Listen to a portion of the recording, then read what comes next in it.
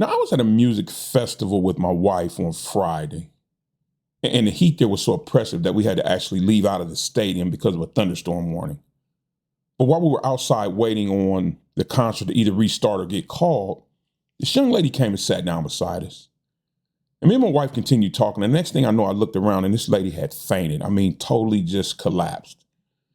And she was laying there. She was incoherent. Luckily, there were some healthcare professionals who had come to see the concert, cardiologists and several nurses. They worked on her, for probably 30, 40 minutes to try to revive her. We called 911, but because of the crowd, they had a hell of a time getting through. But anyway, make a long story short, the professionals that were there were able to revive her. They got her semi-conscious again. And the paramedics finally arrived. But when they got there, get this, she didn't want to go to the hospital. Right. Do you want to know why she didn't want to go to the hospital? She didn't want to go to the hospital because she didn't have insurance and she was afraid of the bill that she was going to get from the hospital. And that's a shame, people, in a country as rich as the United States, that people have to choose between a bill from a hospital or their health. And that just got me to thinking about how many people out there are one bill away from financial ruin. So I started to do some research, as I usually do. Come to find out, the stats back this up. About 70% of Americans can't handle one unexpected emergency expense. And now some of this data is from 2024, but with inflation going up since then and the way our economy is with the tariffs, it's probably a lot worse now. I'll tell you another stat that I came across that shocked me. 64% of Americans don't have $1,000 saved in their account. I'm going to say it again because it blew me away. 64% of Americans do not have $1,000 saved in their account. And if you stop to think about it, that's not really all that much. Like washer and dryer go out or transmission or central air or something like that. These people are financially ruined. And when I hear numbers like that, I can't help to think about how different things used to be. For instance, my uncle, God rest his soul, he's passed away now. This was a man from the deep South, grew up in the Jim Crow era. He moved up north to make a better life for himself and his wife. But unfortunately, at that time in the South, education wasn't that important. So he never learned to read or write. This is a man who signed an X as his signature. But he moved up here, fast forward, he was able to find a job at a casket manufacturing plant, I believe it was. But in doing so, he was able to have a home built from the ground up. Went on vacation once or twice a year. Bought a new car every 2 or 3 years, brand new, put a daughter through college, savings, the whole 9 yards, all that on one income. But mind you, this was from the late 50s to the late 70s. Yeah, late 70s. So yeah, but nowadays that's damn near impossible because I know people who are making in excess of $100,000 a year, which is still, it's a decent salary nowadays, and they still kind of struggle. But the contrast between now and then is totally different. And I think I read an article a few weeks back that said in order to afford the average mortgage on a home today, you needed to make $115,000 a year. And that's incredible. But if you stop and think that mortgage rates are up around 6, 7, 7.5%, that could be very accurate, And I think I first started to realize that something was amiss in 2008, that first financial crisis that we had. And I, like a lot of other people, had to spend a big chunk of my own personal savings, retirement savings, just to, make it through, stay soluble. And I realized then, though, that me and my wife had actually done better than a lot of people, because there were a lot of people who weren't as fortunate as us. I had a buddy, and he was heavily into real estate at that time, unfortunately. And he spent everything he had to not only pay his mortgage on his main home, but to keep the rental properties that he had. He was able to keep them, but now here we are, fast forward, we're running into the same financial crisis again. But yeah, like I was saying, a lot of people spent most of, if not all of their life savings to make it through those times.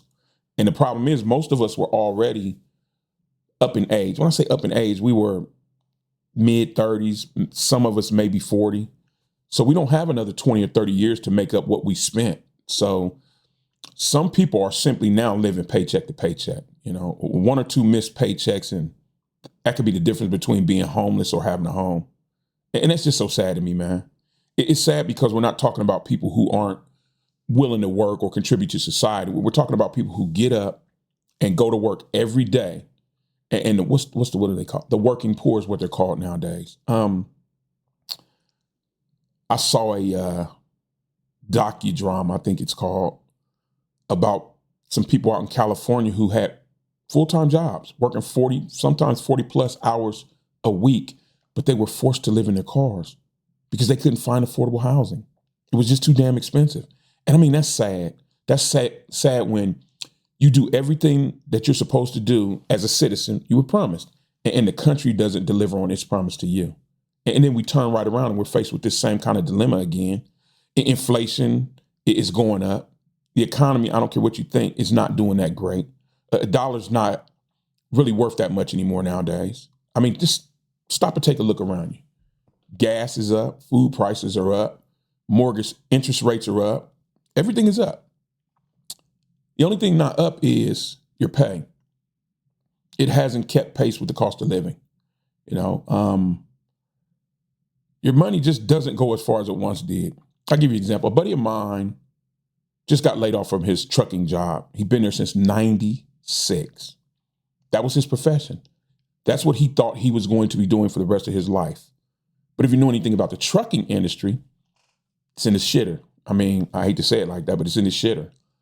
And the problem is that as you get older, especially when you hit that 50 mark, you're damn near invisible out there in that workforce. They just are not going to hire you. For whatever reason, I don't know. Maybe it's older workers cost too much.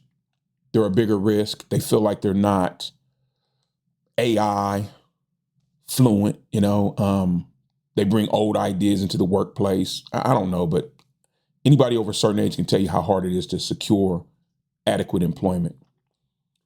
But I think that most people, for the most part, understand about the economic problems that most people are facing because they live it every day, It's just one of those things, though. Living on the edge, so close to the edge where you're one paycheck away from ruin, it's just become the norm, the new norm. People have just become accustomed to it. It's sort of like being hungry. If you're hungry long enough, you stop noticing it. You just get used to it. It doesn't bother you anymore. But here's my problem with this whole situation. With so many people facing the same situation, right? And all of them are working. That means that there's something wrong with the system. That the system is somehow fundamentally broken. I mean, anytime you see companies continuing to make record profits, but the lifestyle of the regular working man is steadily declining, there's something wrong. I mean, you're making billions and billions of dollars of profit. Why isn't any of that money trickling back down to the working class man? Why isn't the working class man's pay matching the rise in the cost of living? Corporate greed, of course. That's the only thing it could be, because the average working man pays 20, 30, maybe 40% of his income in taxes, whereas a corporation pays 20%, 21%.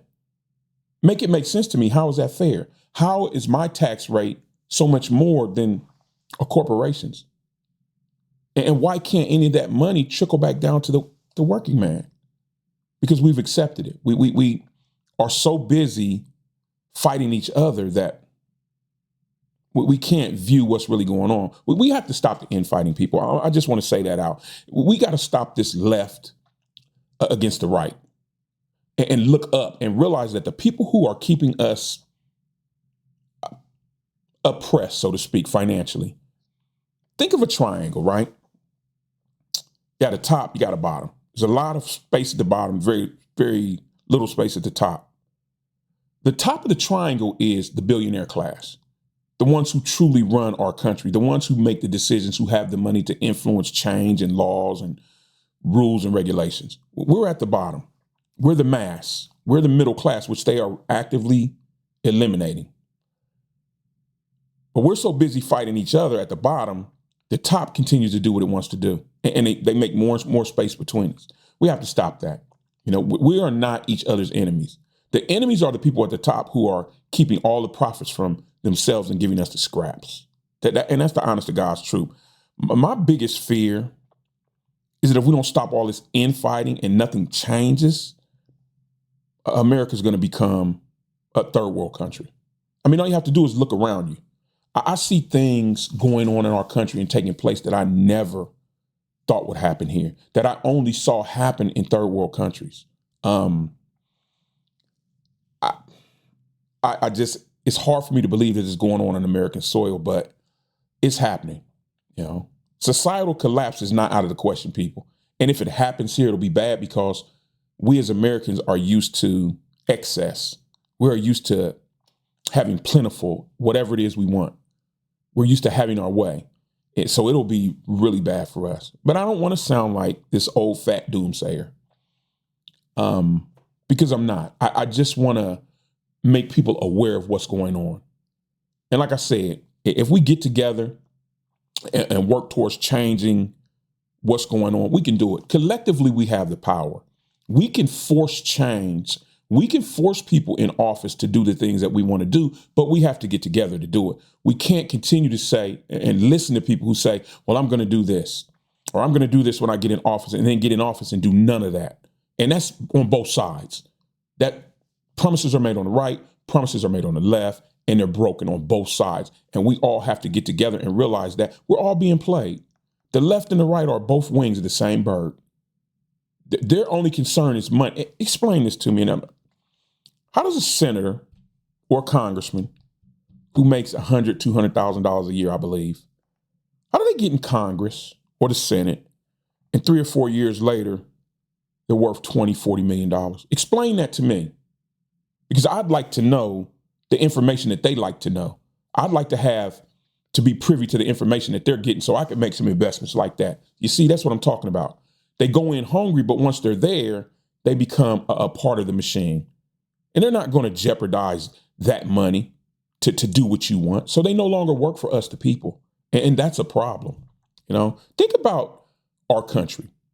And I don't care what anybody says. America is the greatest country on the face of the earth. I don't care what anybody says, because there are a lot of other places where we could be that'd be a lot worse. America could be so much better, though. When I say that, think about universal health care. Now, from a financial standpoint, do I know if that's actually viable? I don't know. I think it would cost trillions of dollars a year to do that. But with the government shifting funds from one place to another, corporations actually kicking in and paying what they're supposed to, businesses contributing to it, I think we could swing it. And if it wasn't free, it would be a hell of a lot, and maybe an investigation into why healthcare costs so much. I'll give you an example. I had a procedure done a few years back, and I had to get a temporary prescription of like 4 pills, $50 for 4 pills. Make that make sense to me. Or what about free education?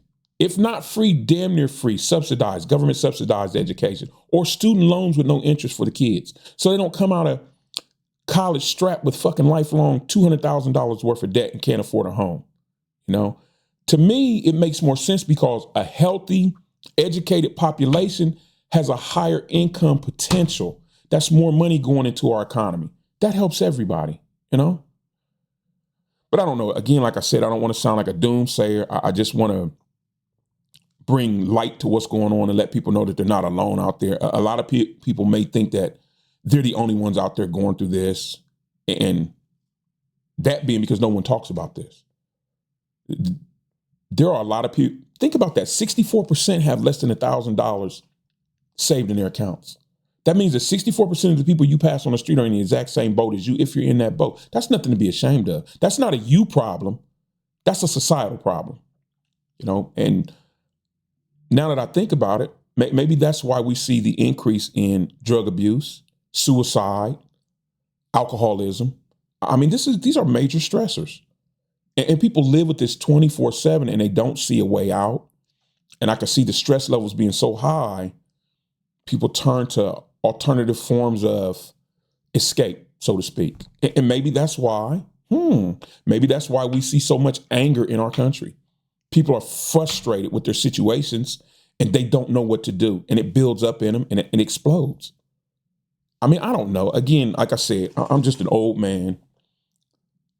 I don't truly understand what's going on, but I don't want to sound like a naysayer because I know that we as a collective, we have the ability to change this. We have the ability to change anything that we really want to change.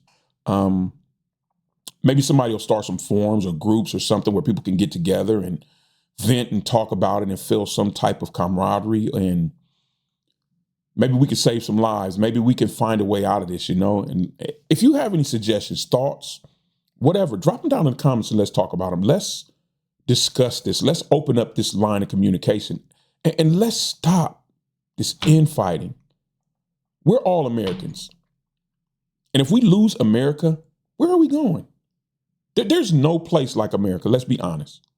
We have options as far as saving our country. We just have to get together to do it. We have to stop the infighting and fight the real fight. The people who are oppressing all of us, they're not on the left or right.